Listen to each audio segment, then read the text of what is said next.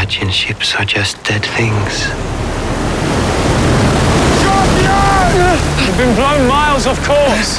Who knows where we are? I joke about many things, but never about shipbuilding. It's my boat! And the gods love my boat! This ship is like the symbol of the Viking Age. They've been advancing this technology at times when other people had not bothered. It's amazing to me that nobody else had boats anything like them or anything like as efficient. The boats the Franks had were left behind from Charlemagne's age. They were like hulks, they were unmaneuverable. The Saxons had no way of protecting the coastline or rivers from Vikings.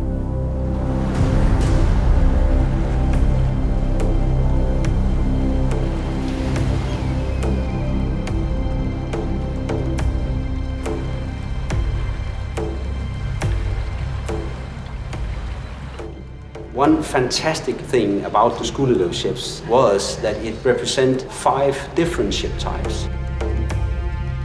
Finding these fantastic Skullerød ships allowed us to build reconstructions, and then we could do experimental archaeology by building them and by sailing in them.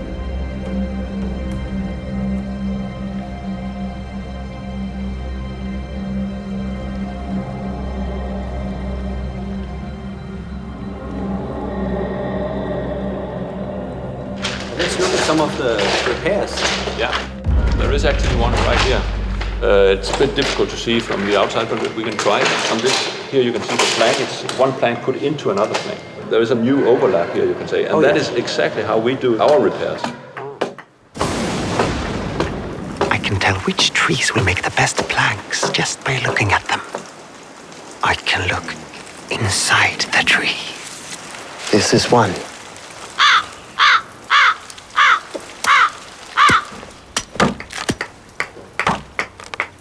When you cleave a plank out, you make it very strong because you follow the grain in the tree. And that's the problem with the saw. It will just cut straight, so it will cut all the fibers in the tree. And that's not only the planks, that's also all the curved pieces. You have to go into the forest, find the right piece of curve. You're not cutting over the fibers if you have the right shape on the piece. That's why it's so important for boat builders. If they find the right piece in the forest of an oak tree, you have to bring it home.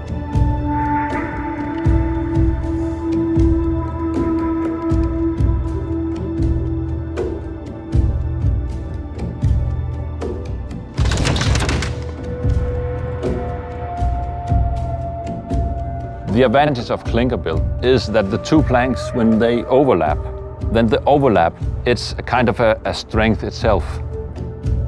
It's not stiff. The result is flexibility. And if you think like in your modern head, you have to build strong and stiff, it will break when you're going into sea. This means the boat won't butt against the waves like a goat, but move over them like a ripple.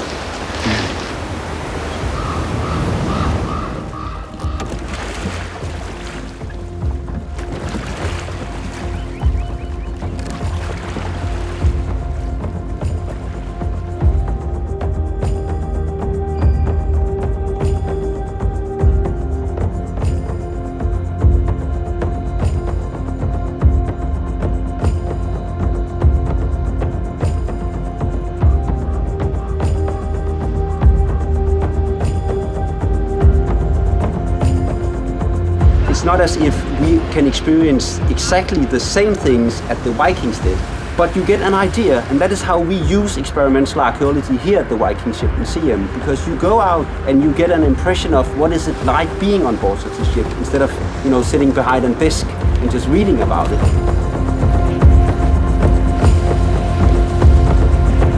When I was on board as a crew member, I functioned as a midshipman, which means that I was located here in the middle of the ship, around the mast. What I experienced there was I tried to get an idea of the special conditions for being on board such a long and narrow ship as this is, crewed with 60 people. This is where you would have the helmsman and you would have the skipper or the captain in that sense. The crew seated here would work with the sheets, controlling the sheets of the sail. In the front of the ship, the very front, you would have the lookout. which has a very important function on the ship. Hoist sails! If you could imagine 60 people here in this very long and narrow ship, and you would have a big square sail, and you would have the elements out there when you're sailing the ship, then it's basically impossible for the lookout here to shout all the way to the aft of the ship. Jump ship! And the way that it has been solved when we are sailing with the Sea Stallion is that we have used a middleman. This middleman needs to communicate the direct orders from the skipper and the helmsman, which need to be known by the whole crew, obviously. Sail down! The whole experience of being on board, being able to be part of that crew, trains you into becoming sort of a very coherent military unit. So my theory is that being on board these ships could be seen basically as a training camp. The ships are shaping the crew. It might be part of the success that the Viking has in their military operation